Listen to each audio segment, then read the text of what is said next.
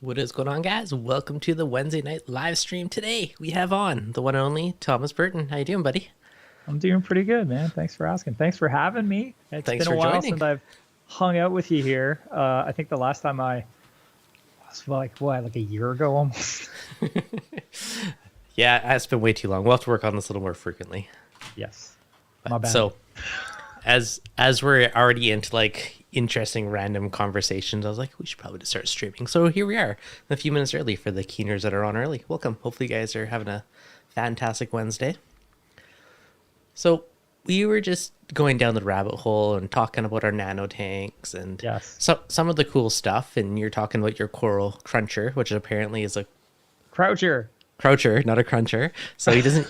I assumed he ate acros, which he doesn't. And this probably sprouted from the yellow clown gobies, which one they pump polyps. So that was the mentality I had. Yeah. And apparently, you got one as a hitchhiker. That's pretty pretty once cool. Upon a time I did. Yeah. So I was telling Devin that I was planning on getting a gumdrop coral croucher for my max spec dice 12 gallon. That's getting set up for the 60 second series, like the 1 minute shorts on how to set up a reef tank, which is going to be so difficult to distill down. But yeah, so for that tank, I was thinking of getting one of these guys, and I was saying that I found out recently that they are potentially venomous. Not that that really changes anything for me, but it was interesting. And then you were bringing up the yellow clown gobies, because at first you thought I said coral cruncher, which definitely sounds like something that eats corals. And then I had mentioned that way back in 2004, 2005, I had a acro colony that I got from a local shop, and I had this hitchhiker on it that I didn't notice right away. And I'll be honest, back then I did not dip corals. I just didn't. It wasn't like a thing people were talking about as frequently. So I also just, the store I got my stuff from, everything came from there. So I figured eventually I'd get whatever they had. But I got this tiny transparent little fish, and it was maybe a quarter of an inch, a bit longer than that.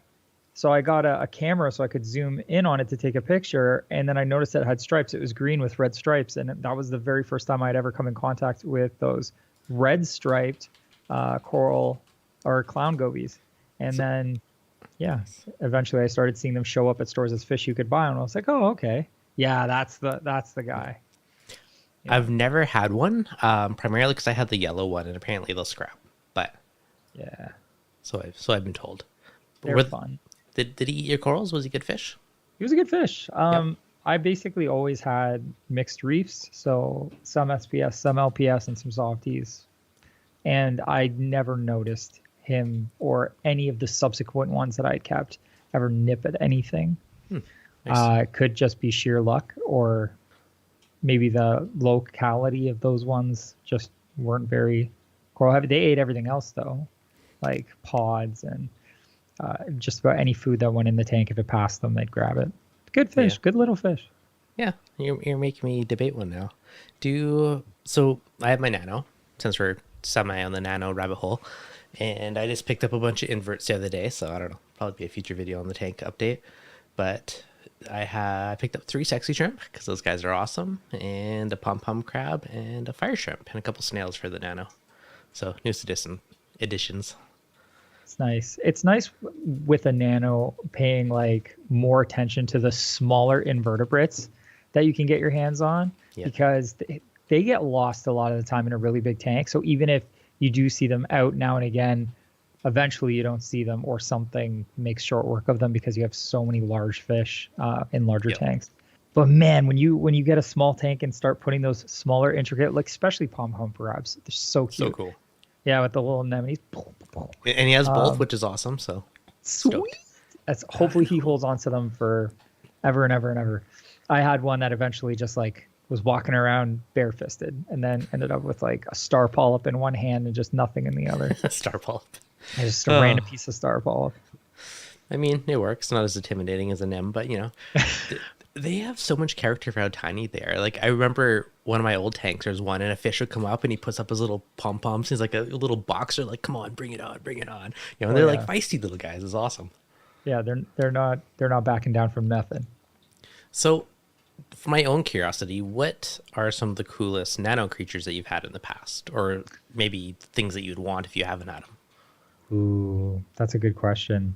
I've been thinking about it quite a bit actually, and one critter I've always wanted was those flame prawn gobies, Oh yeah, they're cool. those tiny little guys. Yeah. But when I first like, again, this is years and years ago, like the early 2000s, and even into probably 2000, maybe 11 or 12. Yeah, these flaming prawn gobies, man, they were so expensive. Yeah. We're talking like $300 to $500, Ooh. which I know some people's like, oh, that's I've paid 2 grand for a gem tang, 10 years ago. When I say they are like an inch long at most, I mean they are tiny. Yeah. They are not much bigger than like your neon goby, but Hmm. they're like white and ornate and very shy. So unless you Yes. have a really small tank, you will never see it if you ever see it again. I had one in the past. He was probably about 120 to 140 bucks. It wasn't cheap for the most I've ever paid per inch of fish in my life. It's a good way to put it. Yep. But he was very shy and elusive. I would see him maybe once every 2 weeks for like 30 seconds. Like he was so elusive. I would totally have one again if I had even a smaller tank almost, because probably up your odds of seeing it. But yeah, in my rock flower nano I had one, super cool, but again, so elusive. Yeah, it almost makes you wonder if it's worth it. Like for some people, and I do feel this way about some fish, that a fish that is elusive, like is going to be in the tank and will come out once in a while and you'll be like, oh, there it is. Or it's that kind of fish that's always out, but you don't know where. They're tight to the rocks, like Mandarin gobies can be like that. Yeah. When you do see it, you're like, oh yeah, there it is. Like this is a treat. I don't usually get to see this guy because he's somewhere else. But when that fish costs enough, like $130 ain't too bad. But like if I had bought one back when I had first seen one and spent $300 to $500 on it, all I would have had was anxiety all the time. It would be not exciting to see it. It would just be a massive relief every time I saw it again. He was still alive. Oh my god, it's still there. Oh, it's been 2 days. Could you imagine if it's been like a week you haven't seen this tiny little goby? I had just a watchman goby, a yellow watchman, go missing for 3 months. I for sure I was like, that thing's dead. Like it was a 65-gallon tank. It wasn't huge. 3 months later, it had connected the burrow it made at the back of the tank all the way down to the front and would come out the back and the front. So now I saw where it lived on the other end of the tank that I couldn't see for months on end. But I need that panic attack once. I had a similar thing with a blue spot jawfish. He just, he moved shop to like the back of my tank, and then he was like the most elusive thing ever. Like he was great. He was up front, right in the middle, perfect little cave. Then of course he decided to make a new one somewhere where I could never see him. I was just like, ah. Of But course. It's always the fancy ones. I know, right? So, speaking of venomous ones, would you ever have a blue ring octopus? No. No? No. Because it Look. could kill you, or just because, I don't know. Yeah, I mean a lot That's of things fair. could kill me. Like I have guns in my house, right? Fair? They are dangerous. Fair The point. difference is uh my guns don't try to escape their aquarium and then potentially get stepped on by me or one of my kids or one of my dogs or something, Fair and then points. get envenomated in Nova Scotia, Canada, with something that we probably have no anti-venom for at the hospital. And, a neurotoxin that is likely to kill you. I do know that you don't actually need an anti-venom. They can stick you on life support because basically your whole body goes into paralysis. So your lungs and your heart stop working. So if they get you on life support and they, pump that, keep you going while that venom breaks down in your system, you'll be okay. Still, I don't need to experience that. That's fair. I don't. They scare me. Like, don't get me wrong. I could just not touch it. But if it was a fish, I'd be like, that's fine. I know I can net a fish. I've worked with lionfish and scorpionfish and stuff. I don't care. The fact that it can get out, like and it's smart. They're yes, clever. octopodes are very good at getting out of their tanks, and I just don't want to deal with death around That's the corner. fair. That's fair. What about you? I highly debated doing an octopus tank, but at the same time, a lot of them, they want to eat, live food and fish, and that seems very expensive, and I'd feel bad every time I fed the fishies. I honestly wouldn't feel that bad. Like, Maybe that makes me, I understand, like if I'm going to keep something that requires something to eat yeah, and it needs it alive, if I buy it at a store frozen or I buy it at a store alive, yeah, the only thing I'm doing by buying it frozen is making it, I didn't kill it. But either yeah, way, fair. the end result's the same. So I'm like, whatever. I'll just accept that this is happening and face it head on. You know what I would probably do if I was to do it? Mollies that you can convert to salt water. Yes, that would be I'd easy. probably just have like a whole slew of mollies and just, put them in, and they would just probably slowly disappear. But that's probably the only like reasonable way of like sustainably doing it. Because I mean, it's not like you're gonna go buy chromis every week. It costs you a fortune. No, I would honestly just breed mollies in freshwater, and Yeah. then because they require a fair bit of stimulation, and just hunting fish that are stuck in a tank with it probably won't cut the Yeah. custard. So you'd end up getting those like little puzzle traps and stuff that they would have to get their dinner out of. You'd probably 3D print a whole bunch. Yeah. I said earlier that we were going to end up devolving this conversation to vivariums and 3D printing at some point. So I'm just starting early. Yeah, that's fair. Endless yeah, rabbit so, holes, like, buddy. The fish, it'll be alive for X period of time. Just stick it in that trap, throw it in the tank. Its salt tolerance, like it's not going to die that day. If everything else is the same, it would probably last 24 hours, and the octopus would get to it long before then. Yeah. Fair point. I still feel Don't bad. get a blue ring though. I value Don't your die. life.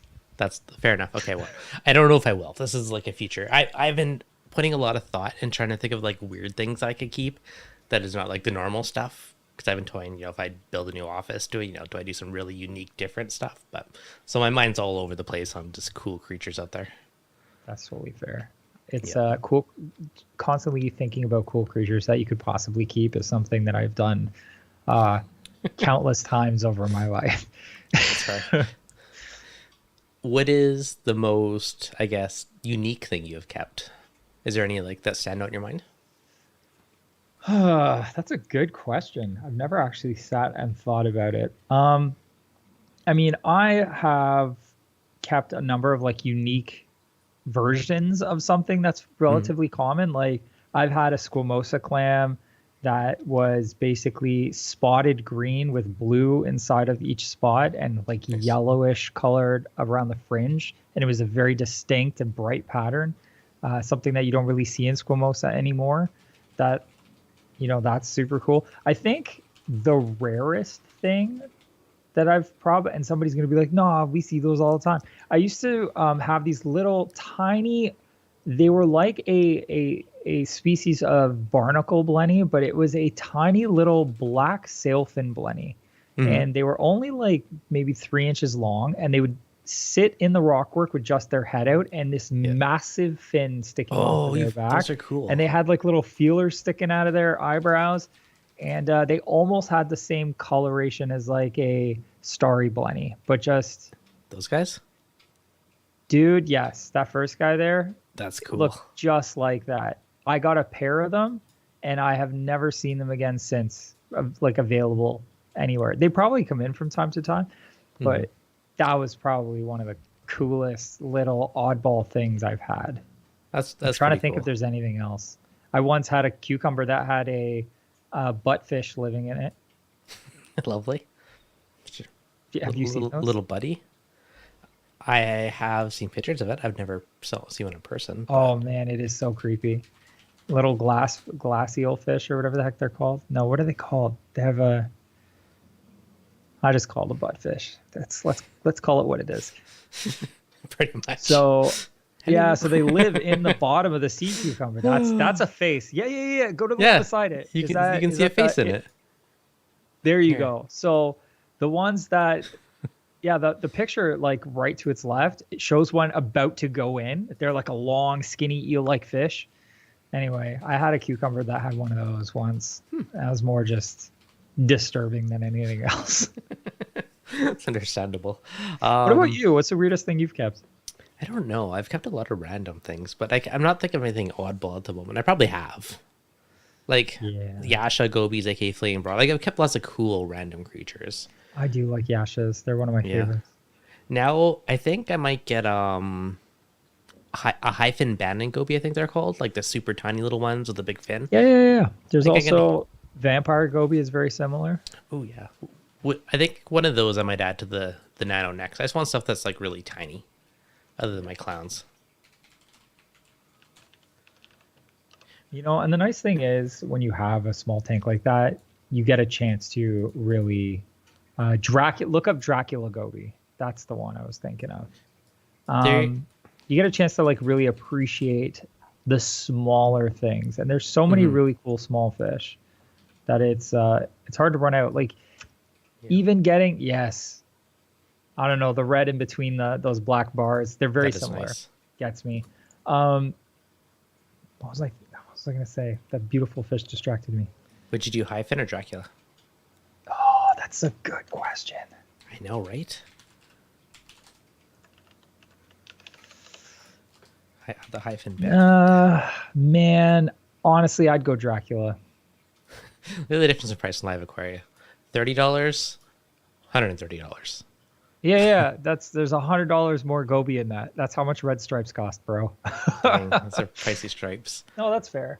They're pretty similar. I don't know. Whatever one I find first. They're both cool. And they're both. They are. See, these guys are max of 2 inch. That one's go up to 3 inch. So super tiny. Oh, fair enough. I know. As I already have clowns, which will outgrow everything else, but. Oh yeah, clownfish get surprisingly large. Yeah. Oh, one of my last videos on the Hello Reef tank. So I was like, "Where'd your clownfish go?" He actually jumped into the rear chamber, so he's back in the main tank now. I saved him after that video was shot, but. Oh, you set up one of the Hello Reef tanks. Yeah, so that's what my new nano is. Nice. So how do you like it? What were your thoughts? It's cool because it comes with absolutely everything. So if you are not an experienced reefer and you're new, it takes all of the guesswork out of it. Because you have your tank, Nice. Your light, your heaters, your sand, your rock, your salt, refractometers, like literally everything. So I think that's a really cool aspect for new reefers, and there's a course to go along with it to like basically train you how to do it. So I think that's a unique perspective. I think it's pretty cool. I think the tank itself looks. I said the tank itself looks pretty. I mean, the blade's perfect on it. The only thing I threw an access pump in mine to upgrade the pump a bit and boost up the flow, but otherwise it's pretty much stock. Yeah, I was looking at them recently, just to get an idea of what Matthew's been up to, because I don't get to talk to him too often anymore, and I was really surprised with for especially for the price they kind of got that whole kit together for. What they managed to include and everything they were putting into it along the way to try to, it's so much more than like getting a BioCube. They're really trying to, it looks like, get you into the hobby in a way that's going to get you success the first go around. Yep. And with a project that a lot of people would think is fun, which is, I know it specializes for clownfish and anemones, with like equipment that I would generally use too. Yeah. That's the big thing for me, because most of the kits come with equipment you're just going to upgrade anyways. Yeah. Where like, I'm like, sweet, a blade. No need to upgrade the lighting. Like, stuff like that is great. That's the first thing most people change too. I know. Yeah, no, I think they've approached it from a really smart place, because the last thing I would have liked it, or I would have wanted to see, is just another run-of-the-mill kit with crap people are going to end up replacing. That's going to get somebody's foot in the door and then frustrate them. It feels like they've really considered trying to get people past that point, which is a breath of fresh air.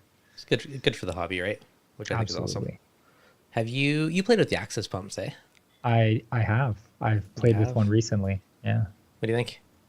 I like it. I actually changed the Dice 12 gallon to the Axis 20. And I find that I went to calibrate it, but fortunately it's in a bracket where at 1%, it's just barely pushing water through the outlet. And at 100%, it's still not overcoming like the overflow. So when I calibrated it, it's wide open, which is nice. That's perfect. But no, it's doing its job. It's quiet. I think they're super cool for all-in-ones because there's historically been crappy options for return pumps for all-in-ones and nanos. Yeah, the first really nice return pump for all-in-ones that I saw was the CJ 3.0. The Synchro Silent, whatever it is. That Yes, was my the go-to back in the SDC freshwater. 3.0. Pardon? That was my go-to back in the freshwater days where everything was the Synchro Silence. Yeah. So, well, this is the SDC version. Okay, I was The over my nanos at controllable. this They're time. fully controllable Ah. SDC 3.0. That was the first like really good. Yeah. That's fair. And it's not bulky per se, but it's not going to fit like my Dice 12 very easily because it's a standard like pump configuration where you've got a volute on the side up and down. So you have that extra width to accommodate for the motor with the volute. Whereas the Access just tips everything up and then has channels around the outside of the pump. So you can have the outlet on where the back of the pump would have been. Yep. And then the intake is facing down. So it's just so much smarter for space saving. Like I think a lot of people would even just use it for like a tight sump and you're trying to get another utility pump to run something, especially one where you want to be able to control like a UV sterilizer or like an algae turf scrubber or something like that. Nice. No, it's a good option. I did notice though, I don't know if you noticed that people got all bent out of shape in the comment section about the fact that it's a licensed pump. Like AI didn't make the pump. Did you know that? Licensed pump. Yeah. Yeah. Okay, So I didn't because Really? I live under Okay. a rock. But Okay. So when I found out, because I read the comments, I was like, okay, sure. So I looked it up and I was like, all right. So they picked a great design. So like, why reinvent the wheel? Yeah. And then the focus is, I guess, the fact that they're taking what basically just had a simple controller, throwing it on their driver, and then being able to run it with Mobius or MyAI or even an MXM and whatever, which is pretty cool. Yeah. But I don't care that it's a licensed pump. As long as it's a good licensed pump. Pretty much. Don't license a piece of crap and I'm okay with it. I'm with you. The other thing to consider is there's only like 4 pump manufacturer companies that make every single pump out there, right? So, yes. Likely a lot of them are made in the same factory. Yeah. Just 100%. going to say that. I bet you the same company probably makes freaking Red Dragons and Jabos and, there's different degrees of quality control and everything else that depends on the pricing. But I mean, at the end of the day, there's only a handful of companies making these pumps. So Exactly. it's food for thought. And also, like, in a lot of cases, you don't have to reinvent the wheel. Just pay somebody to license a product. Add the finishing touches that matter. Like a pump, the driver for a pump makes a huge difference. Yeah. Like you don't want to, the same pump with a crap driver and a good driver can be a pump that burns out early or a pump that doesn't. Or quiet or loud. Quiet or loud. Good control options, zero control options. But the actual motor and everything else is, pretty much the same across the board. That's fair. If you're willing to pay for a good one, because obviously you can buy bottom of the barrel stuff. Like there's a pump in a water fountain at the dollar store. Obviously that pump is not made of the same quality as a tiny little CJ Micro. Yeah, that's fair. I have actually, I would totally just use aquarium ones too in my fountains for future because it'd be quieter. How's the Aquaforest tank doing? How's your Aquaforest tank? Is that the one that I stole for a thumbnail? No. Oh. Yes, I thought so. Yes, it is. Yeah. Sorry. Wait a minute. Absolutely. Maybe. Wait. No, it's not. So, yes. That's my answer. Yes, no, maybe so. How's the tank doing? So the Aquaforest Ocean Guard was the one I had in my basement. It was the 4-footer. Oh, did it flood? Okay, I have nothing but praise for that tank in terms of the stand quality, the tank build quality, the sump build quality, all awesome. But when somebody comes to you and goes, "Hey, I need you to start a new series on setting up this tank and this tank," and you only have so much house that you can dedicate to aquariums, you end up having to shut one down to set another one up. So even though I really like that tank, I ended up taking it down so that I could set up a new tank, which is the Nios Opus tank that I've got. Ooh. It's behind me. The light's probably already off. You're not going to be able to see much. Yeah, there it is. Yeah.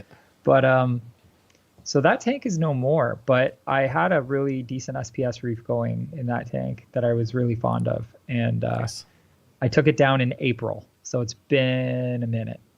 Yeah, that's fair. Which I'm So, actually lucky I did, because in July my basement flooded along with the, 100,000 other basements and houses in Nova Scotia, because we that got sucks. 3 months worth of rain in like 48 hours, which was insane. Dang. So my studio is actually in my bedroom now, Hmm. until my basement's been fixed, which is, if some of you may have noticed, that the studio had changed, uh, in the early fall. That's why. Floods happen. But I'll be getting back down there soon. So I'm Nice. glad I shut that tank down before that happened, Hmm. because otherwise I had to shut a tank down in the middle of a flood, Oof, which would have been so much worse. that would have been worse. Uh, Gwent, that does suck to go through. So yeah, to go through that. Quick shout out, James. Thanks for the super chat, $20. Finally, actually got to tune into a live stream. Learned so much from the channel. Keep up the great work. Thanks, man. I appreciate it. Yeah, that sucks. But yeah, I guess that was Yeah, a blessing disguised on the timing aspect for you, though. very much so. I'm Hmm. glad. I'm glad I had no tank here when that happened. That would have been so bad. Yes, no, no fun. There's have you had? Do you know the glass anemone shrimp, like the super, the like clear with little Yep. white dots? Yeah, Like, yeah, have yeah. you They had a lot got of like those creatures? longer sweeping kind of arms that come around, Yeah. sort of like a coral banded. Yeah. Have you kept those? No, I Okay. haven't. I've seen them at the store a few times. From what I understand, they're really easy to keep. They kind of just sit in an anemone and eat whatever floats by. Yeah, But I've never tried that's fair. them. I've been really like careful with little uh, ornamental inverts, just because I tend to have some fish that can be kind of mean towards them, That's or I'll fair. have like one random hermit crab who will kill everything that he can for no reason. Yeah. Huh. So Yeah, yeah, that's I fair. haven't kept one, That's but fair. I've seen them, and from what I understand, they're pretty easy to keep. Are you considering one? I'm just trying to find weird, cool inverts. Like, I just want tons Man, of weird, cool inverts in my desk tank. I would do porcelain crabs for sure. There's Yep. also like purple and blue Hmm. porcelain crabs, Yeah, I'll uh, definitely add one of those. They're awesome. They're easy. anemone crabs. Yeah. What else? Have you seen the little staghorn hermits? Let me Google this. Look those up, dude. There's also a type of hermit crab that lives in. It's a like a burrowing hermit, Hmm. and it Oh, lives what? inside of coral. So you can buy like a coral, and there's like little crabs sticking out of the coral. Yes, those, What? they have little SPS on their back. And Yep. it's an actual live SPS? Mm-hmm. Huh. That's kind of cool. Yes, sir. Maybe I'll try one of those. Yeah. Yep. Um, Um, Dan, have you ever considered changing your pH probe in the Alcatronic with a glass probe? Changed mine in the X10 and now it's dead on, no recalibrating. I've nice. never paid attention to glass probes before. So no, I haven't, but I will look into that later because now I'm curious. DJ Mike Fury, hey Thomas, always enjoy your videos. Quick question for you. I remember Randy saying you have recorded some Hydros how-to videos a while back. Do you know when they're coming out? I think we both know they're probably not coming out. Fair enough. I recorded those so long ago, Yeah. and once I've delivered videos, it is out of my hands. Hmm. So they'll Yeah. come out when they come out, if they come out. Fair enough. Oh, so the burrowing guy? Thanks for Oh, burrowing that one. hermits? Check that. That's kind That's of the cool looking. one. Look at that. They're cute, eh? They're They cute. are Look, some cute. look at the color on that guy. They're That is super cool. awesome. They're like, they all have like really interesting color. They look like little Yeah. candies. Yeah, they're cool. All inverts. I'm literally just scoping out inverts now, seeing Well, if you what find look. any extra awesome ones, let me know because I am on the hunt for just any weird, unique, super cool stuff Oh, you that know are what? nano There's, friendly. I don't know if that's a big enough tank for starfish, but there is a type of like pillow starfish. I don't know what they're called precisely. I saw a guy saved a picture once, but they looked really cool. Oh, what about bumblebee shrimp? Oh, those are good ones. I'll probably add one at some point. There are detritus feeding nudibranchs. Are bumblebee shrimp safe for everything? Like, is there any I have downside to them? no It says idea. peaceful 1 inch. Yeah, they're kind of cool. I'd add one of those later.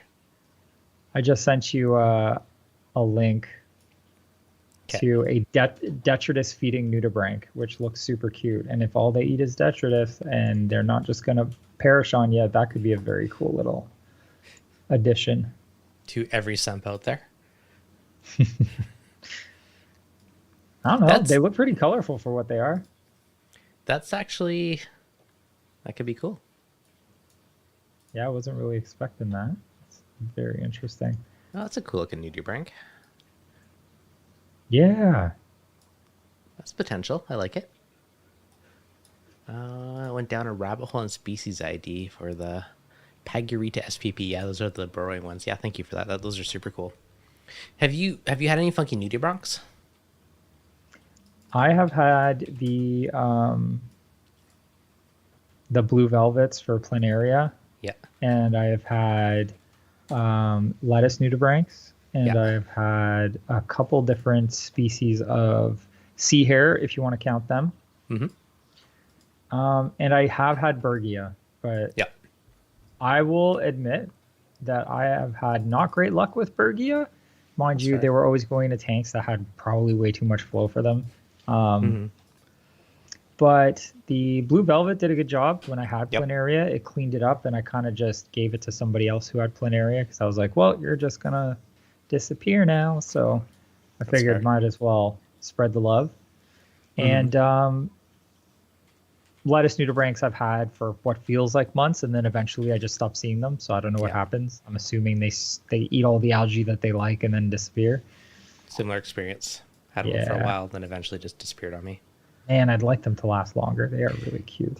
I wish harlequin shrimp ate something besides starfish. Those guys are amazing, but again, eventually Yes. run out of food for them. But they're super cool. If you have an Astorina infestation, they are kind of handy. They are so awesome. And I did have one in the past, and I gave them to another reefer when I ran out. But they're such unique and they're such beautiful shrimp. Very Super striking. cool. Very, very striking. But again, they only eat astrina. That's it. So that's the tricky bit. Have you ever gotten your hands on an abalone? No. Have you? No, but I wanted to. I know Jake Adams, the late Jake Adams, did a whole piece on them, written one, I think, and a video about the tropical abalones. And ever since I had seen that, I had started to really consider them as a good algae eater. And I just have never been able to find one. I've only ever seen them at like the seafood market of like alive in probably cold water. So they wouldn't fare in a reef tank. No, not the right kind. Those guys get huge too. Yeah. I've always like half wondered like if you had a cold water tank, if you could like take your seafood home from the store and just like keep it in your cold water tank. Man, I bet you could. Yeah. I mean, it depends because the stuff at the store has been sitting in like super ammonia heavy water usually. So it doesn't always live. I know I tried it once with a conch or Yeah. conch that I got from a seafood market, and it did not survive. I tried so hard. I was like, live, damn it. This is like 2003, 2004 when I was still very much experimenting with everything. There was surprisingly, so with the copperband butterflies, lots of people have issues getting to eat manila manila clams from the seafood market have always my go-tos. Throw them in the freezer and feed them. But apparently, some of them, some of them can still be alive. And my buddy's like, oh yeah, I want to live in my tank for like a month. And it kind of like half made me think one time. I was just like, you could get a bunch of clams or mussels that are filter feeders. I was like, you could throw a bunch in your sump and they could be like your refugium in a sense. And all these crazy ideas never done, but I'm not going to lie. I Yep. kind of want to go grab a whole cluster of mussels just to see if it'll work.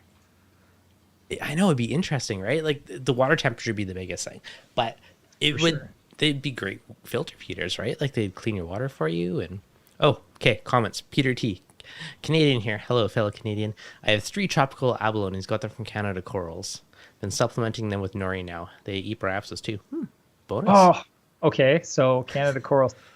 I will have to see if I can get in touch. Heck yeah. Dan, hey dudes, just gone to the hobby and have my water box 20 AIO cycling. Can't wait to get things going. Watching BRS videos. So much I think I broke the YouTube algorithm. I watched, and unlike a sponge, same thing. Like when I'm learning something new, I'll watch a bazillion videos on it. And I mean, that's a great way to learn, right? Get different opinions and you'll be an expert in no time. Absolutely. Yeah, the only thing my copper brown will eat is bloodworms. Okay, so Manila clams, I find, are like the secret weapon for copper browns. If you can't get one eating, everyone I've tried it on has went for them, and it's just a nice, easy way to get them eating until you can transition them on to mysis. That's good info. I might actually try that because I do like copper bands, but I do find them very hit and miss. Either I try to get one from a store who's already got them feeding and they've been there for months. I'm that pain in the butt customer who's like, hey, can you just like hold that until it's good? I'll be back in a month. I'll be back in a few weeks. Exactly. I have one in both tanks, and I mean that's worked for me 2 for 2 or 3 for 3 I think now, plus for multiple other friends. So to me, it's been 100% success rates for me. What did they eventually transfer to next? Frozen? Yeah, frozen. Frozen mysis is basically what all mine eat. Nice. That's another question, actually. Do you feed your tanks frozen? Do you feed pellets? What do you feed? I don't feed frozen. No? For no good reason other than none of the fish that I have are so picky that they have to eat frozen. And also because my wife doesn't like there being fish food in the freezer, so I try my best to just avoid it. I have the same problem. Yeah, and I had a separate fridge in the studio downstairs specifically for fish food, but flood, and now that's not there. So I've resorted to actually using freeze-dried Calanus and Reef Nutrition and what's that other brand? Tropical? Not Tropicana. You know where I'm talking about. Yeah. I don't know where it is. It's too far. I think that's what it's called. I could be wrong. It's a blue container. Okay. I feel like I've seen it. Yeah. So you feed mainly non-frozen. Yeah. Keep the wife happy. I pre-soak freeze dried to get around that for now. Yeah. But I find most fish are going to eat Reef Nutrition foods, the pellet foods. I use small, and everything eats it. The Amphius eat it. Like everything eats it. The Tang eats it.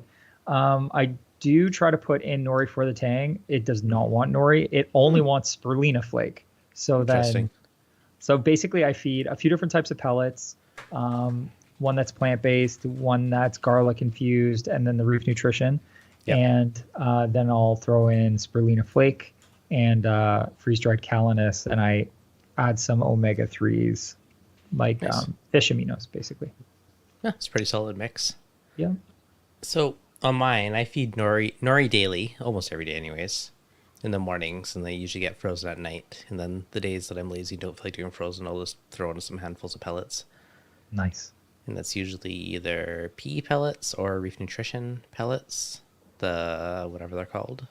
Though actually PE is TDO. the other pellet I will often feed. I just don't have any right now, so good catch. And then, the Reef Nutrition, the liquid bottle foods, I'm pretty much out of them, but those are really good too. Like I'll use those randomly for like treats. The oyster, if you're ever doing stuff, like 'cause I know you do lots of videos too, if you're ever want to show like flow in a tank, the oyster eggs are perfect for that. They're like little tiny flow beads plus all your fish and coral get food. That's the other thing I feed. I feed decapsulated brine shrimp eggs. Oh, okay. So nice. I have a bottle of decapsulated brine shrimp eggs and also do you hash them or just add them? No, they're decapsulated. So the little hard shell that would normally be on them has been melted off. So it's just like a tiny little yolk packet. Yeah, and everything loves that stuff. They're super tiny. They sink. They don't float. So they've been kind of my broadcast feeding for all the LPS, and then all the fish try to eat it too. So but that's another one that I'm feeding in lieu of frozen. It's not really pellet. I've had those, and I've hatched them, but I've never fed the eggs just like on their own. Like when I used to have jellyfish, you basically can't unless they're decapsulated first. Yeah. Try that one day.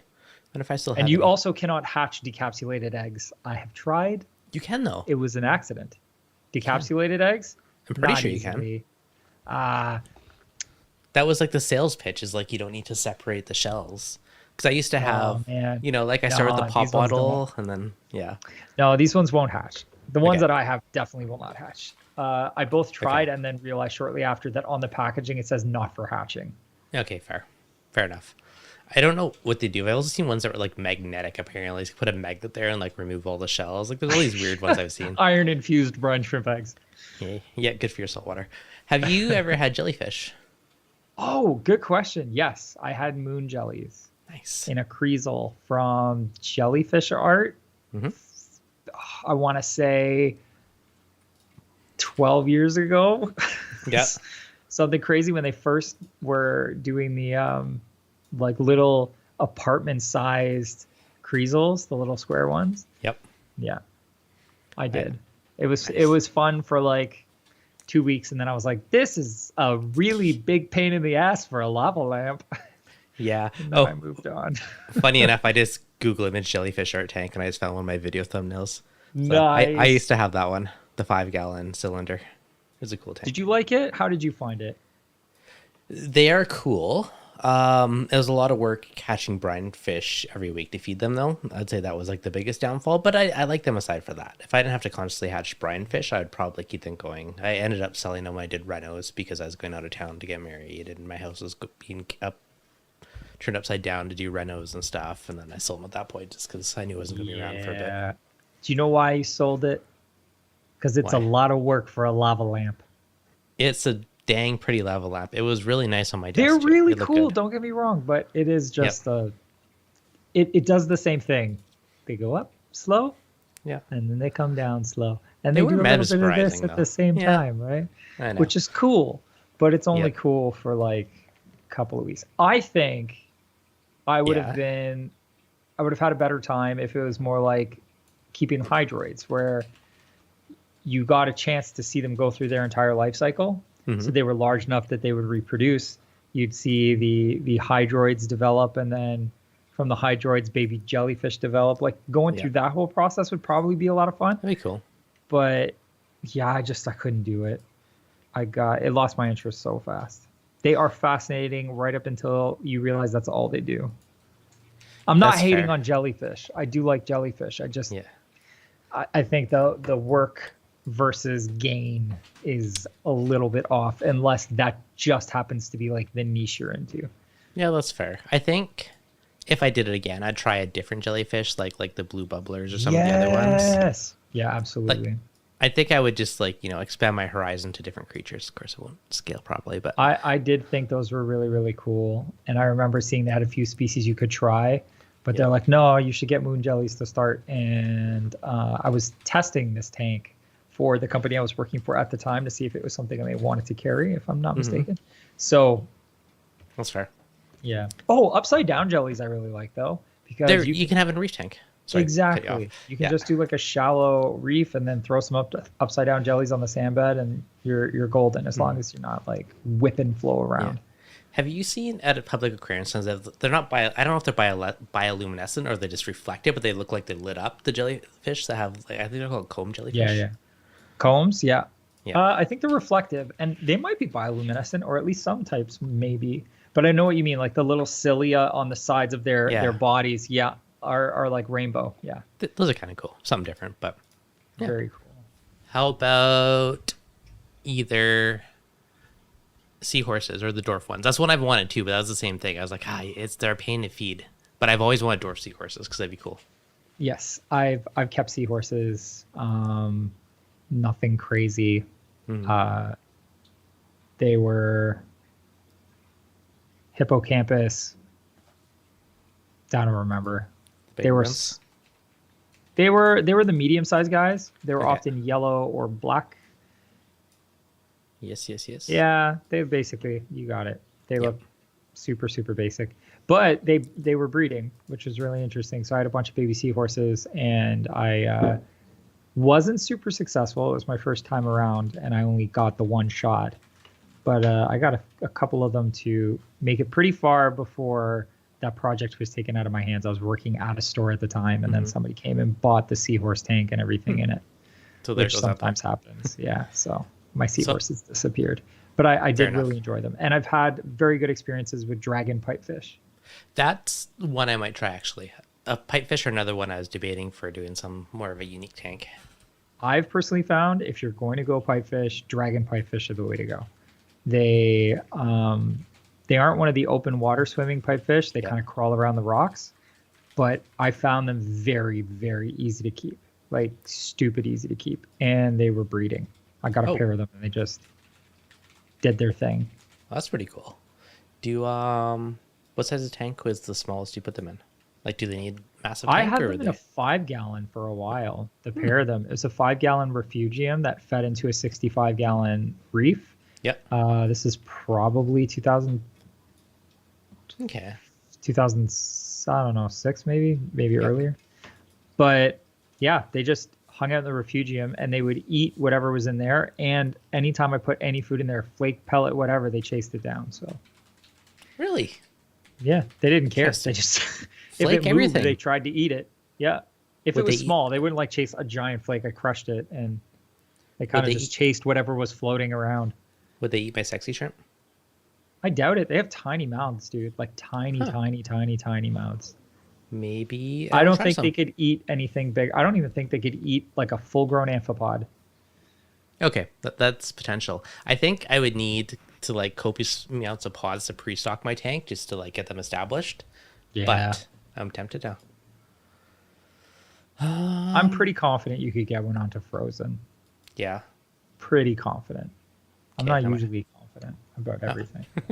I don't know. My experience with them, because I remember distinctly being told like pipefish are very difficult. Mm-hmm. They are hard to feed. They are this, they are that. And I think for the most part, that might have been true, especially with those like really fancy blue pipes and stuff. Mm-hmm. Yay. Yeah, thank you. But I don't know, man. Those dragon pipes were super easy and just really inquisitive critters. Like the way they move around, they're like a mandarin. They're constantly like looking at things and paying attention, and they have that way about them. Just constantly crawling around the rocks and searching for stuff, which I find very intriguing. I do like that. I have kept blue striped pipefish, which are pretty cool. Yeah, they're pretty.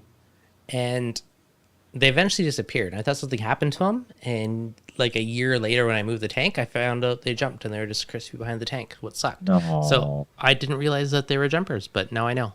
But they were awesome up until that point, so they were super cool. Again, I think they're supposed to be more tricky, but I had a fairly established tank with copious amounts of pods, so they seem copious amounts of copious pods. You should have just said copious amounts of copy pods. My tank had copious pods. I need to work on that for my nano, actually. Dun dun dun. Copious copy pods. When I say hit, you say like button. Hit that like button if you guys are enjoying it. Thanks, buddy.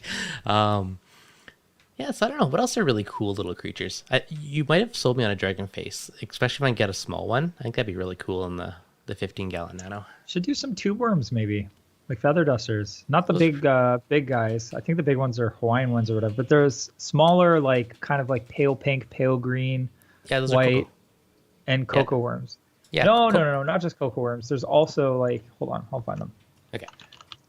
Yeah, because the white and red or white and pink are generally cocoa worms. And they're smaller than the Hawaiians, which are usually the big ones. Yes. Is it Hawaiian? I'm going to find them. I just know there was 2 types that would come in. There's the big frilly guys. Those are the Hawaiians. Yeah. That's a cocoa worm. It is. I've had cocoa worms. They're cool.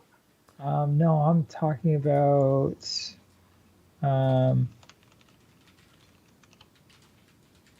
I don't know. I wish I could remember where they're from. They're just smaller. They don't have like the stripes on their feather dusters. Yeah, okay. Like on their mouth parts. There you go. Thomas's old 40 breeder was an awesome inspiration. Famous man. That? Reef V2 in the chat. Oh my, that's years ago, dude. It's like the old 2009. Yeah. No, I love that tank. That was like. Oh, I was sad when that one had to go. Yeah, there, I found them. Oh, they're called social feather dusters, apparently. But anyway, you can get some smaller species and stuff, and they're pretty cool. Social feather. Oh, cool. Christmas worms you can try too. Social feather dusters, huh? I've never seen the communal one. That's kind of cool. Yeah, they are pretty neat. Very cool. Christmas tree worms. Yeah, they're pretty cool. I've never kept them actually. Would like to try it one day. Yeah. Oh, that's cool. Like the pink and whitey. Yes. They look good.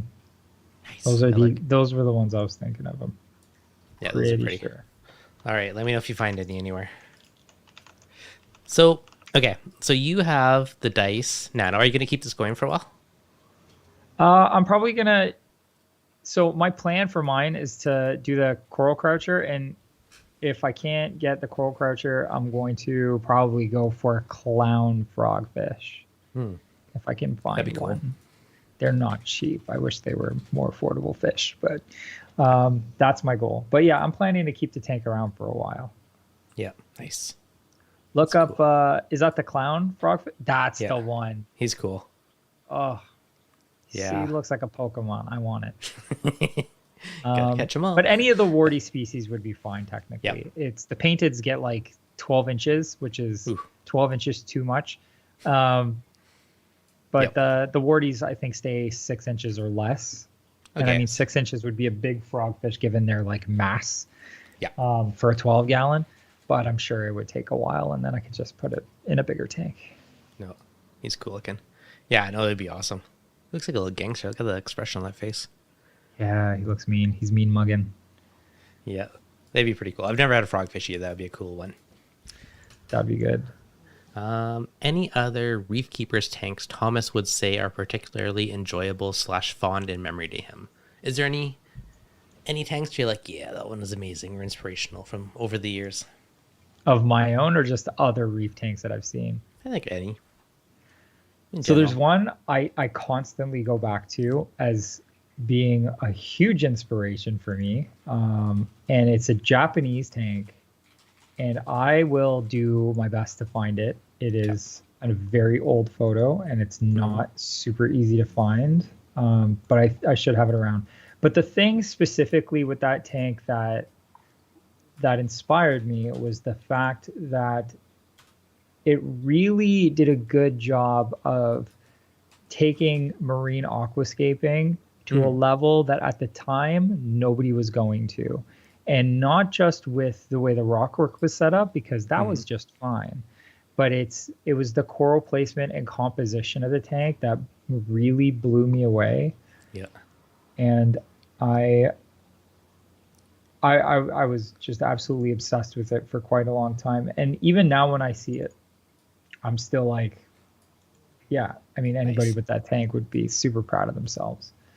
I'll find it. I know it's around here somewhere, but. Okay, fire it over if you find it.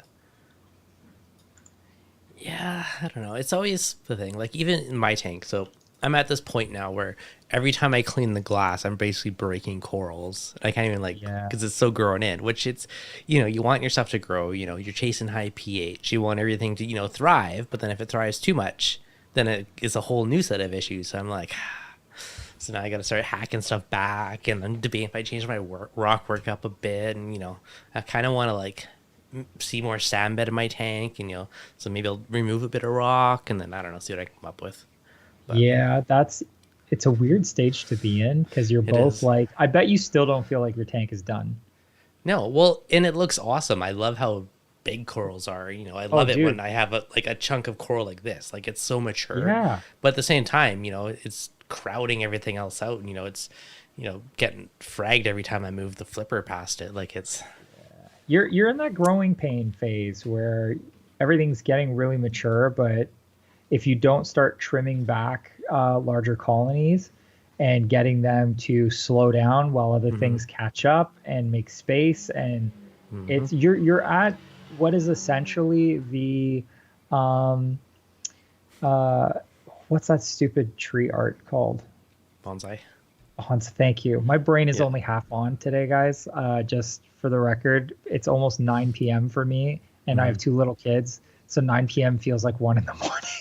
Between the two of our half brains, we got this. Exactly. We're good. We have one full reefer mind. Our 4 neurons that are actually firing.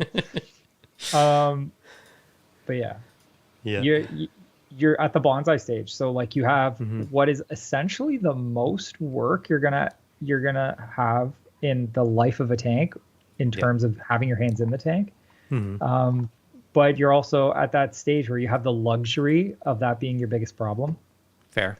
right? Double-edged sword. So yeah, you're gonna start, thinning things out. Turns out I didn't want these marigolds in my garden because they're growing faster than my petunias, right? So you get rid of one thing and let the other thing grow in. You're Yep. being more selective about what's gonna stay in the tank long term. Oh yeah. And Lots of evictions dude, gonna happen.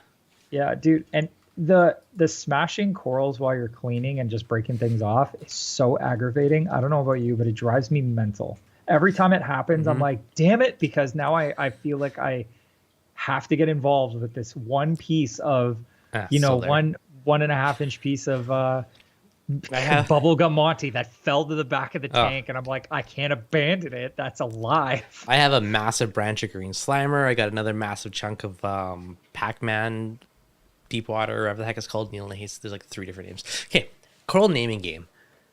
Does Okay. it drives me nuts slightly when there's like 3 names for the same coral. I'm like, yeah, it's I this or dare this say or it's this or this. Pick your stupid. name. I I agree. don't mean to be mean, but it is dumb. I do too. I do too. Just, The I want to go back to when we just It's a pink called millie. it whatever it was, and then the description of how Yeah. it looks. Instead of Hmm. giving it a name, just being like, oh, this is a teal tenuis with like light green coralites and Hmm. slightly purple polyps. Yeah. Like, oh, okay. I know, I can picture that in my head now Yeah. instead of, but whatever. I get it. The marketing monster got a hold of shit and just kind of went wild. But even the prices, some stuff now is crazy. Like I was talking to another local reefer, and it's like might grab a couple of Zoa frags off them. I was like, "How much are they?" I was like, "Yeah, what do you want for trades?" Like I can't pay that.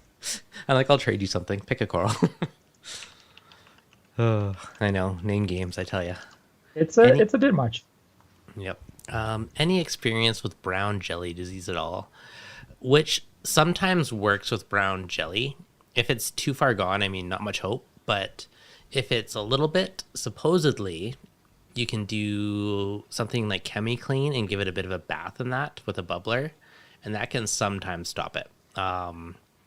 I've had times where it didn't help at all, and I've had times where it did kind of stop it because it is, semi-antibiotic-y and will help Yeah. prevent it. So, I mean, your mileage may I vary, but if I'm able to find it, there is a medication that you can treat your tank with. You'll have to look up how to do it because I don't know. mhm. Um, but Cipro, Yeah. Cipro will take care of most of those like euphilia pounding bacterials, like brown jelly. If you have a euphilia that's got that kind of an issue, or any LPS really, Cipro is apparently what you want to dose the tank with. Hmm. It's not super fun. There are potential side effects and stuff, but Cipro seems to be Yeah. what people are using. So I look it have up in the used forums though. so I have used Cipro on torches that were receding, Yeah. and it did stop the receding. I haven't done in tank treatment. I've only done it out of tank, but I have talked to lots of people that do use it in tank, and they haven't had any issues with it. So Just look up, just find out how to do it properly. Don't be like, oh, Thomas said Cipro. I'm just going to dump whatever into the I don't know. I don't know exactly how it works. I'm it, just regurgitating. I did a live stream with Danny from Kung Fu Corals, and he was one of the ones that made up a procedure for Cipro and amoxicillin. So his was a bit of a sledgehammer approach of both, but I did a live stream with him, and I believe we talked about a bunch of different stuff around it, which should have instructions in it. And I did a video on it too. I think I would have said what I did in that one as well. Softy's dominated Japanese tank jumps into my mind. Think of speaking of Japanese tanks, Japanese anemones. There's a really cool one that was slightly overly priced and crazed for a while. What was it called?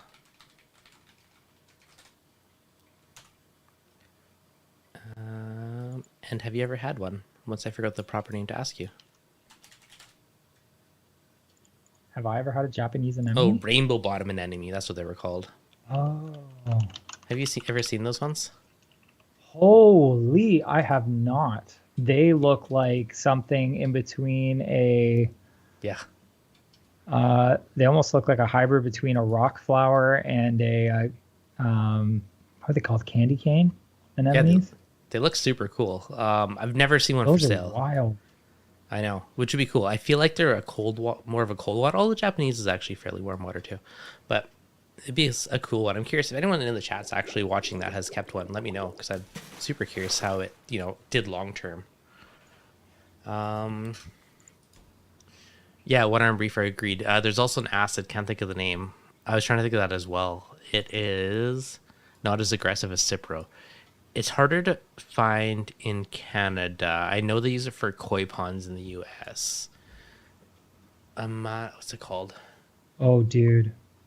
I'm mind blanking. I'll figure out the name of that one later, though. I may have just found some ancient photos of a reef tank. Ho, ho, ho. Is this the Japanese one you love or a different one? No, this is one I had a long time ago, but I'm trying to see if I have a picture of that goby in the coral. Look at this one. That's cool. Dude, that's fire. That's Yeah. crazy. That's That cool. looks amazing. I know. That's super cool. Oxalonic acid. Thank you, Phil. Yeah, apparently that is similar, slightly more gentle version of Cipro. Similar effects. Oxalonic acid. That's a good one. All right. I'll at least give you this while I continue to look for that Japanese reef tank. All right. Man. Sounds good. Check this out. Remember that tiny goby I was talking about that I got as a hitchhiker? Oh, wow. That is tiny. Dude, that's next to a zoanthid. That's not a pallet. That's just like a regular size zoanthid. And it was almost clear. Huh. Well, you can see that's a small, I think that's a nerite snail beside it. Yeah. Like it's like That's such a little baby, the little green gobies, whatever they're called. Cipro is hard to get in Canada too. Yeah, it is. It's harder to find.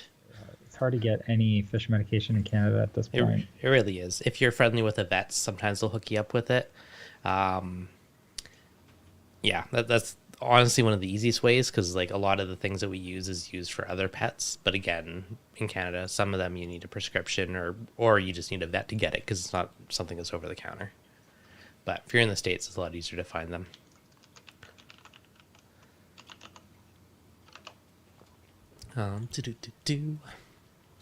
Phil, make sure it's oxalinic and not oxalic acid. Very similar name. I could see that messing up somebody. Yeah, sometimes it's the little details when it comes to those chemical names that make all the difference. You didn't lure us over to 3D printing or vivariums despite your best efforts yet. I know. I distracted myself with this, finding this Japanese reef tank.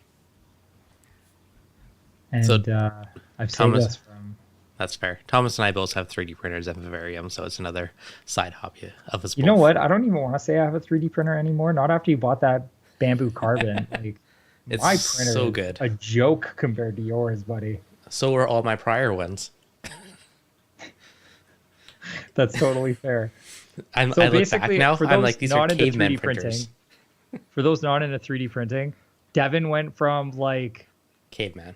Like an old Metro Geo to a Maserati is basically what just happened. He was working with just like the cheapest machines you can get and like printing parts to make the machine better to just buying the best thing you could possibly get. No, it's not the best, but it's good. It's good. It's like, okay, so the old ones... It's got to be the best consumer printer you can get for under like $5,000. Yeah. So my old ones were like couple $100, like the China special, build it yourself. And I've been using it for years. And you spend like hours and, you spend hours just tweaking it and slowly improving it. And now that I have no life or time anymore, I'm like, I just need something that works. And this thing is phenomenal. So it literally is zero effort. There's like LiDAR sensor, like scans the flow lines, make sure it's all good. And then it prints. And like my first print ever looked better than like my dial prints on my old ones. So yeah, the bamboo is like pretty impressive. It's pretty crazy. It is. I'm so jealous. Well, I was inspired by having a child and no longer having free time to tinker. So I just need something that when I say print, I can print out my prototypes and see if it works. I wish I did that. Yeah. It No, took, my predators are good though. Like yeah, I can't really complain. I want to think less, and I feel like your bamboo yeah, is a think less product. that's Like fair. just put the thing in, tell me what you want to Yeah, do, and it's done. Versus mine, where I have to like fiddle with settings constantly and try to exactly. dial in particular filaments to the point that I'm like, I don't know why I'm doing this anymore. Exactly. There was we're totally sidebarred, but there was the Prusa XL. I pre-ordered like a year and a half or more ago, and I'm still waiting for it. And then finally, I'm like, that's it. I'm just buying the X1 on the Black Friday Yep. sales. And I've heard like mixed things about their support, but they're actually pretty good because mine came. There's a dent in the side corner of the side panel, and I contacted them and it just showed up today. So they sent me a replacement panel. So it was a good experience. Solid. I know. Reef Keeper. So for Cipro, 500 milligram tablet for every 100 gallons, but do some research. I got long extended dips are safer. Yeah, I would. Okay, so here's the thing. If you're doing an in-tank treatment, most things are likely fine. And hey, maybe you'll even improve some things if there's issues going on and there's like some kind of nasty bacteria. But the hesitation that I always have is you are going to affect the good bacteria as well as the bad bacteria, right? It's just a bacteria sledgehammer. So you might be perfectly fine, but you could, your good cycle bacteria could take a big hit as well. That's why, out of tank treatment's always safer to an extent. Is Goober still around? Goober passed away. Aw. Goober I had for man, I don't want to say, I think almost 4 years, Yeah. but Goober eventually did pass away, unfortunately. Sucks. Big, full-grown, beautiful axolotl. I feel like it probably should have lived a little bit longer, but Yep. sometimes things just don't work out the way you want.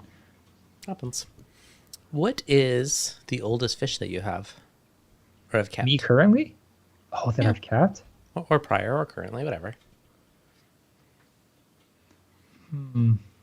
Well, I was lucky enough to keep all of my fish from my original reef tank with Bulk Reef Supply, which was a Red Sea 300 XL that I set up.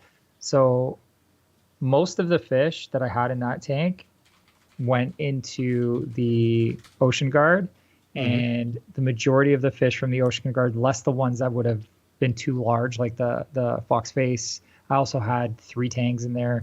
I had a Scopus and somebody else who's, I don't know, I can't remember now. I don't know why. It might have actually just been the Scopus, the I think of it, the one with the orange butt, Tamina Tang, and the fox face. Yeah.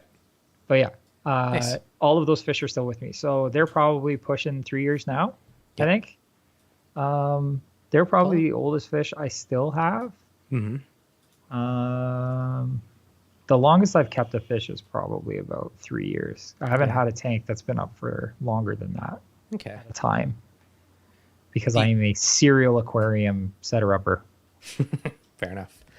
The oldest fish that I still have my second fish ever in saltwater, which is a clownfish. My first one ever was a yellow clown goby, and my second one is a clownfish, which I still have in the tank, in my shallow tank beside me.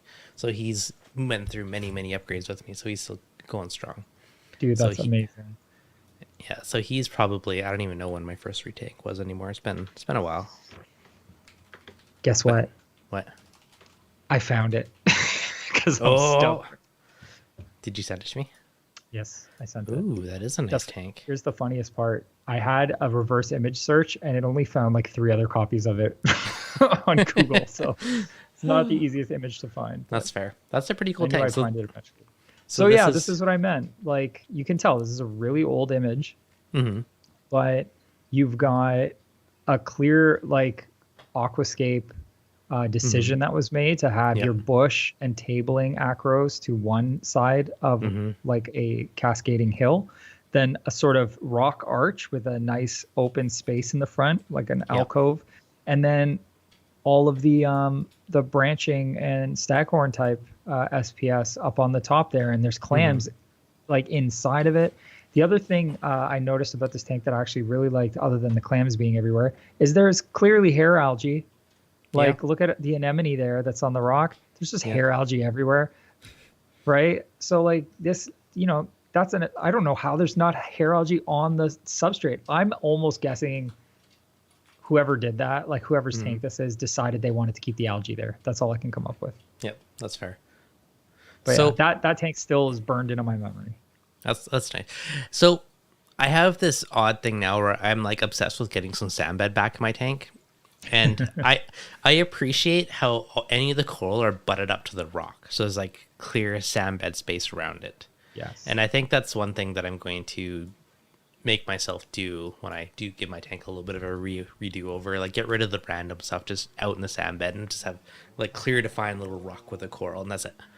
I don't know why, but I want to get that look back again. That's basically what I wanted to achieve also with the tank that I yours set is up, like that actually.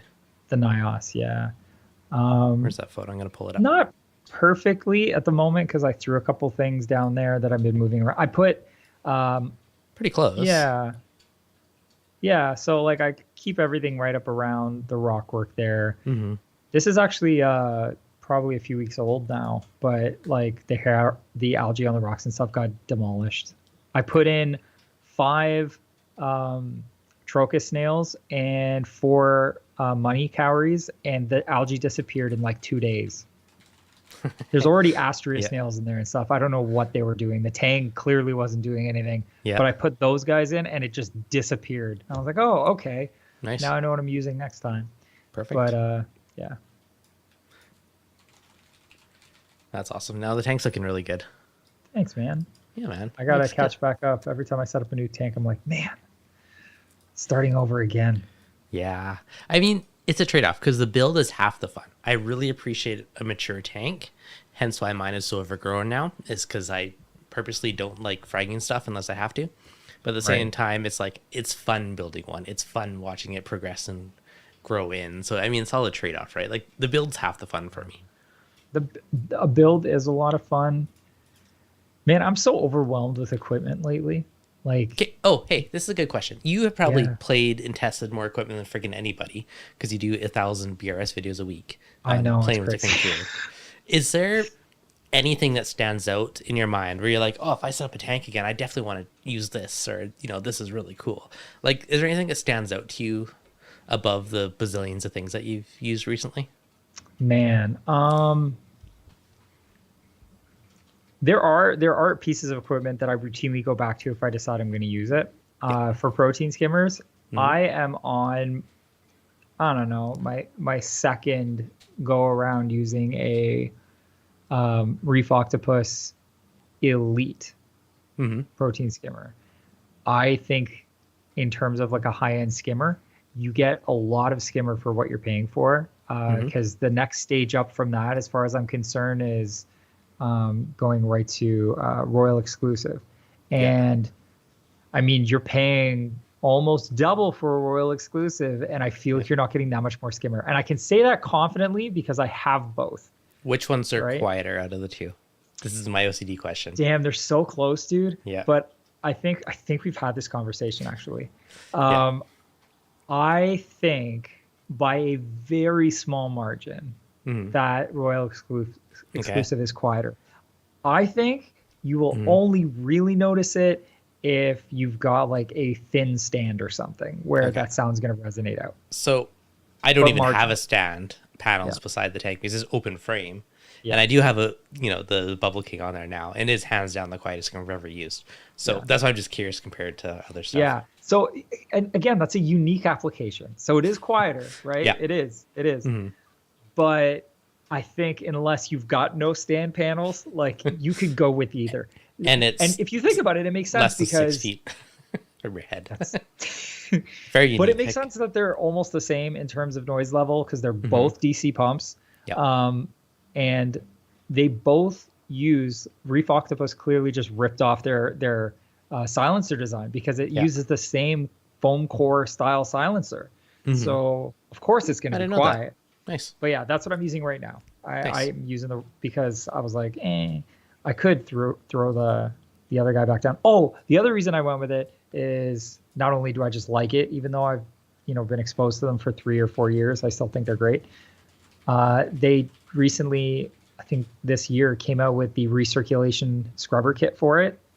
So you just get the lid that fits it, that has a port on it already, and the cool. scrubber has like all the tees that are necessary and all the tubing, and you literally just hook it up.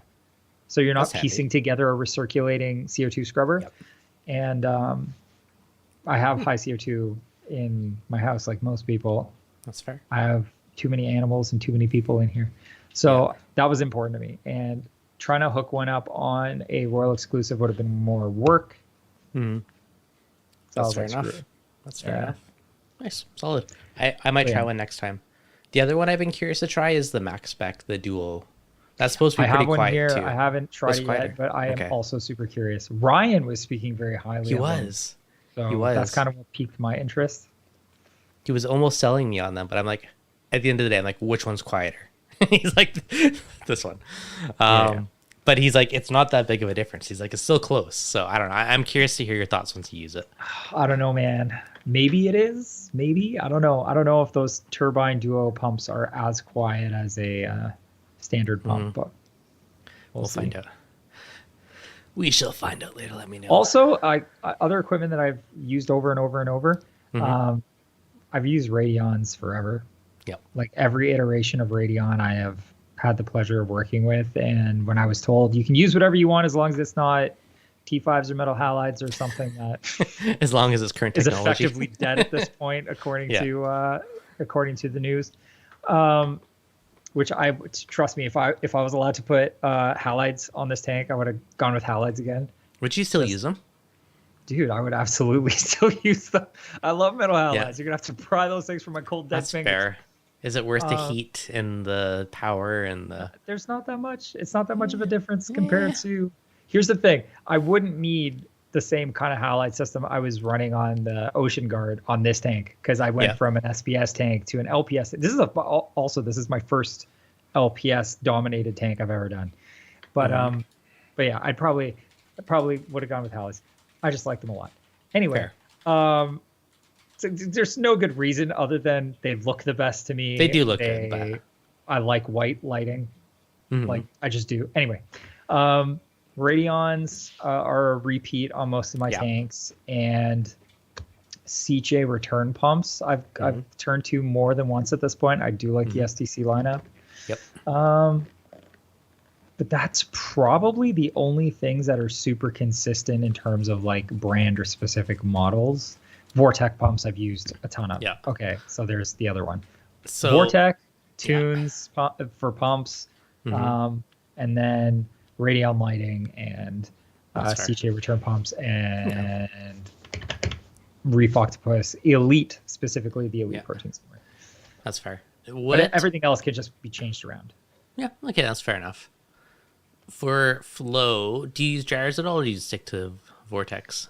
I did gyres in the 300XL, and I also had gyres in the Ocean Guard, but I didn't do them this time.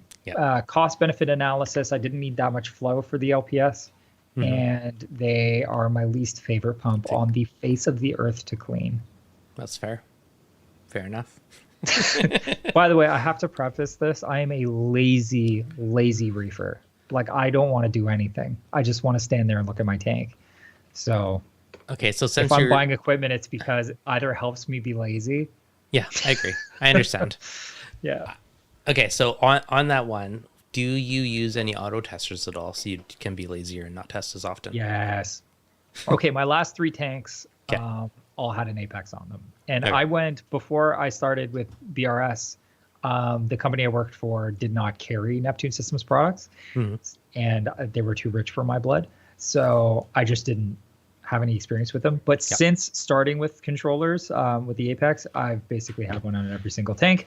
And the last 3 tanks all had Tridents because lazy. Dude, I'm so lazy. I understand. I may have slightly hacked mine to test half as much, but otherwise, same thing. I wish I could get mine to test half as much. My wife hates this thing. Do you know what's funny? Mine complains too. She's like, "What is that noise at like 5 in the morning or whatever?" Yes. So yes. I hacked mine to test at specific times, like 7:45, a.m. and p.m. basically. So I set certain times for it, just Dude, so I don't. I need I'll to help do it you. so bad.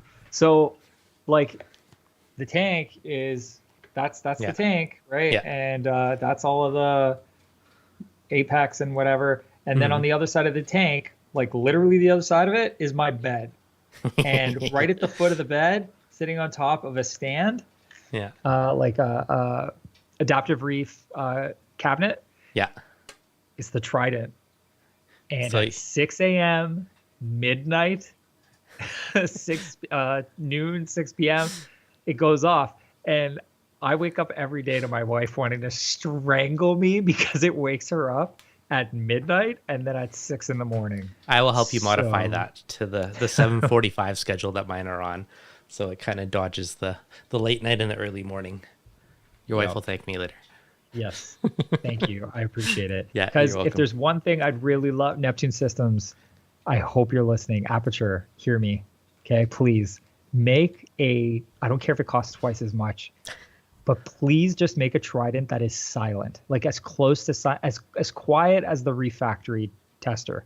That thing is insanely quiet. I will give that a shout out. That is the quietest elk tester I own, and I have many. So that Yes. thing is dead quiet.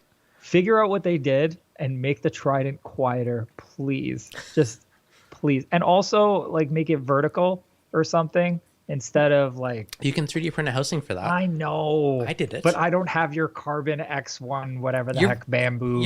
Your Viper is fancier than my old printer, and I thought yours was way fancier and printed way nicer than mine. So Yeah, that's fair. You're so okay. So my Viper, well, you've like quadruple up to me at this point, but both of mine are sitting on a shelf back there because I have no basement at the moment. But I will soon, Fair. and then I will get those set up. And actually, if I could get those files from you, here, I'll like, give you the wherever Reef- they're from, yeah, just link me to where they are. I don't even mind buying them if they cost money, No, they're free. but I will go ahead and do that. They're I didn't design them originally. The original one has like the tower and then like a one this way, so I made my own that's like vertical, so it's thinner. Oh, nice. Yeah, I post on Thingiverse. I'll send you my link to it later. Thank you, sir. I appreciate it. But yeah, my wife will be very, very happy to hear that. Perfect. Happy to help. All right, buddy. It's been Save my almost marriage. it's been almost an hour and a half, so I'll let you go because I know Sweet. you're plus 4 hours on me. Yeah, But that's true. it was fun tonight, though. Thanks for joining me. We'll have to have you Yeah, on a of little more course, man. often. It was That good. would be awesome. I like hanging out. I miss the interaction. Yeah. I'm usually just screaming at a camera. I know, right? It's nice when the camera talks back once in a while. It's more Yeah. more entertaining. It absolutely is. It's nice to hang out with y'all. Yeah, it's appreciated. So thanks for coming on tonight, buddy. Thank you. Dedicated reefer James, Old School Venture. Thank you guys for the super chats tonight. Appreciate that. If you guys are enjoying it, hit that like button if you're new, subscribe, and yeah, I will lure Thomas back on in a few weeks. We'll make it a little more regular because yeah, some good just random reef chat. Yeah, absolutely. Maybe once in a while we'll actually have something specific to talk about. Yeah, if there's any specific requests, ooh, funny bone. If there's any specific requests for Thomas and I for the next stream in a few weeks, let me know. Otherwise, it will probably end up being a random rabbit hole of whatever we end up talking about. But if you guys have special requests, let us know and we can definitely entertain that as well. All right, guys. Thanks. Have a good night. Happy Wednesday.